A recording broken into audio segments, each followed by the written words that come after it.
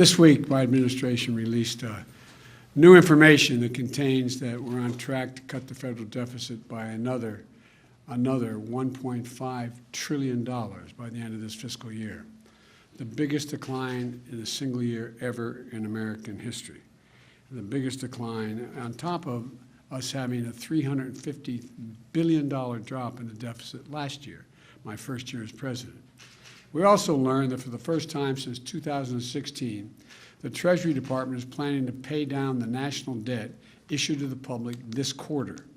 And for all the talk the Republicans make about deficits, it didn't happen a single quarter under my predecessor. Not once. The bottom line is the deficit went up every year under my predecessor before the pandemic and during the pandemic. And it's gone down both years since I've been here, period. They're the facts. And why is it important? Because bringing down the deficit is one way to ease inflationary pressures in an economy where a consequence of a war and gas prices and oil and food and it's a different world right this moment because of Ukraine and Russia. We reduced federal borrowing and we help combat inflation. This process is a great deal, is good news, but it didn't happen by itself. The previous administration increased the deficit every year it was in office, in part because of its reckless $2 trillion tax cut. I know you're tired of hearing me saying but a $2 trillion tax cut that was not paid for, And a tax cut that largely benefited the biggest corporations, 55 of which earned $40 billion in profits and paid not a single penny in income tax in 2020, and wealthiest Americans, like the billionaires, who on average pay just 8% in federal taxes. The previous administration not only ballooned the deficit, it undermined the watchdogs, the inspector generals, whose job it was to keep the pandemic relief funds from being wasted. Remember, at the time, I kept saying they're going to fire the inspector generals. Well, they fired the inspector general. And in my administration, those watchdogs are back. The Justice Department has a chief prosecutor for pandemic fraud who's going to go after the criminals who stole billions in relief money meant for small businesses and American families, but never got to them, got in the pockets of criminals.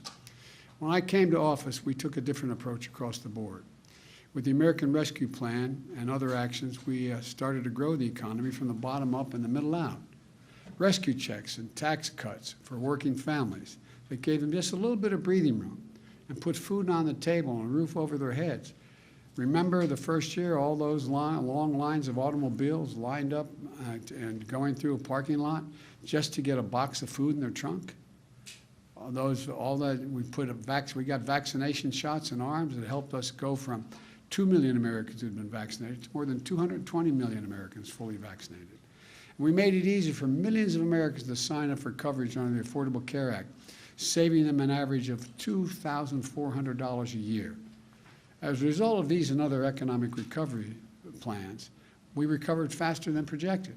A record 6.7 million jobs created last year, the most in the first year of any president in American history, and the fastest economic growth in any year in nearly 4 decades. And looking ahead, I have a plan to reduce the deficit even more, which will help reduce inflationary pressures and lower everyone's costs for families.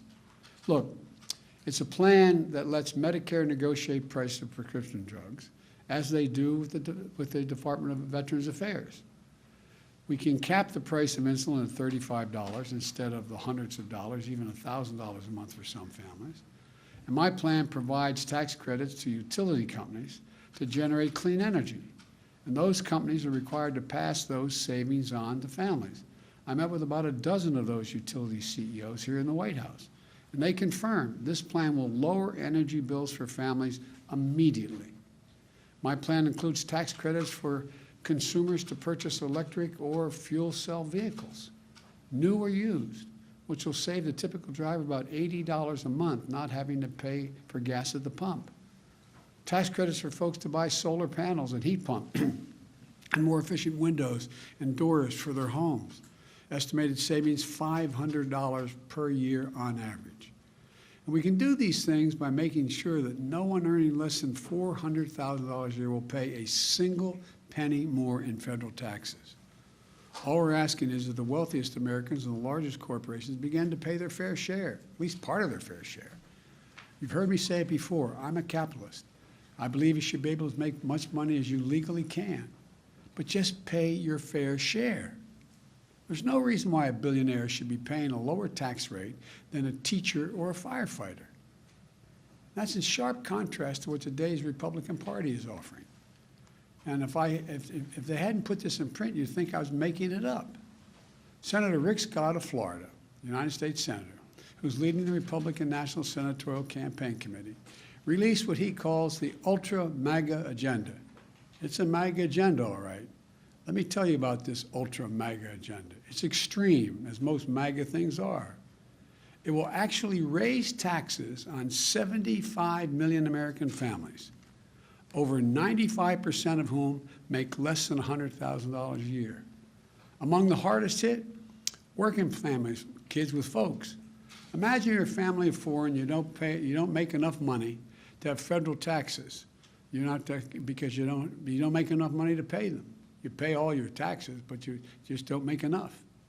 And under this new plan, this tax plan, the Ultra MAGA agenda, while big corporations and billionaires are going to pay nothing more, the working class folk are going to pay a hell of a lot more. And it goes further than that. This extreme Republican agenda calls for Congress. Now, I'm not making this up either. You ought to really think about this. It requires a vote, if it were to pass, every 5 years. The Congress would have to vote to reinstate or eliminate Social Security, Medicare, and Medicaid. Social Security is something seniors have paid in for their whole life. And it has to be reauthorized. Has to be reauthorized every 5 years. Look, again, it's hard to make this up, but then again, it's a mega agenda. Meanwhile, millionaires and billionaires and corporations skate by. Imagine that. Just imagine that. I think it is truly outrageous. I've offered a different plan, a plan rooted in American values of fairness and decency. Wealthy folks and corporations will pay a little more.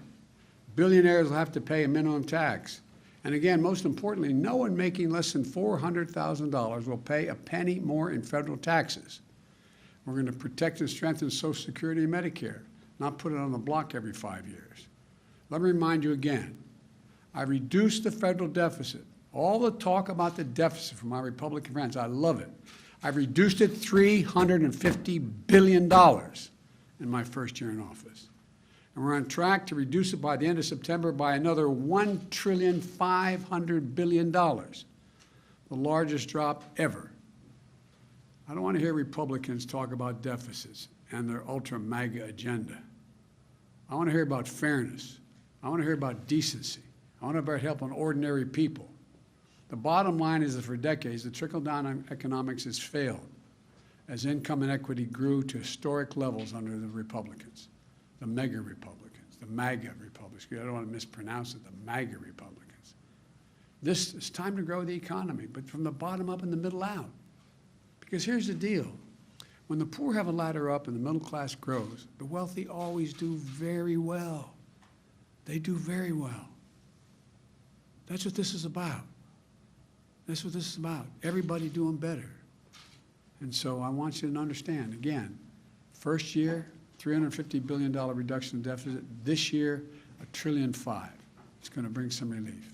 Thank you. I take a few questions quickly. May I ask you a question about sanctions? The EU, about sanctions against, or about further sanctions in Europe. The European Union today announced new sanctions against oil, against Russia. What's the next round for the U.S.? And also on a separate issue, what's the next step on abortion once this case gets settled? I want to ask about deficits, huh? I want to make sure this doesn't get covered. Okay, here we go. I'm going to answer those two questions and then go out and talk to the Olympians. With regard to the additional sanctions, we're always open to additional sanctions, and I've been in consultation. I'll be speaking with the members of the G7 this week about what we're going to do or not do, number one. Number two, what was the second one? Look. The second one was on abortion. As I said when I when this hit as I was getting on the plane to go down to Alabama. This is about a lot more than abortion. I hadn't read the whole opinion at that time. But this reminds me of the debate with Robert Bork. Bork believed the only reason you had any inherent rights was because the government gave them to you. If you go back and look at the opening comments with Bork-Biden when I was questioning him as chairman, I said, I believe I have the rights that I have, not because the government gave them to me, which you believe, but because I'm just a child of God. I exist. I delegated by joining this union here to delegate some obligation, some rights I have to the governments for social good. So the idea that somehow there is an inherent right, that there is no right of privacy, that there is no right. And remember the debate you don't remember, but we had a debate about Griswold versus Connecticut. There had been a law saying a married couple could not purchase birth control in the privacy of their own bedroom and use it. Well, that got struck down. Griswold was thought to be a bad decision by Bork, and my guess is the guy's on the Supreme Court now. What happens if you have a state changes the law saying that children who are LGBTQ can't be in classrooms with other children? Is that legit under the way the decision is written? What are the next things that are going to be attacked?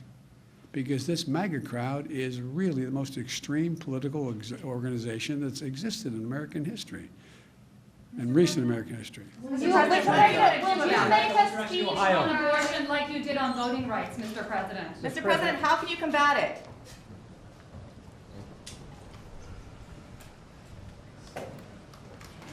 Okay, guys, get us out there we go. Let's go. Let's move. I'll walk you guys out directly to South Lawn. Thanks. We'll come back here and Yeah, you can.